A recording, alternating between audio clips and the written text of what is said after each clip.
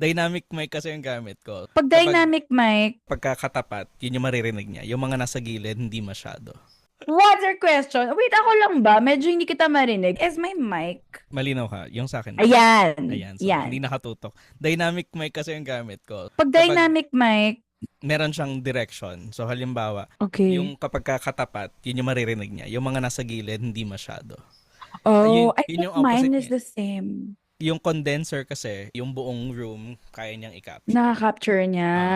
So kung hindi treated yung kwarto mo, wala kang soundproofing, ideally mag-dynamic ka. So halimbawa nandito ako nagsasalita sa gilid, hindi na siya naririnig Can you versus hear kapag me if ganito. I'm talking like this? Yes, I can still hear you. Feeling ko condenser yung sa'yo Okay. kasi malinaw ka kahit malayo eh.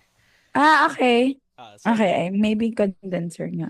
kasi parang I pagka guess. ganito, 'di ba? Nag-iiba yung tunog kapag kung nasaan ako dun sa versus Oo, dun. oo, Yeah, yes. yeah.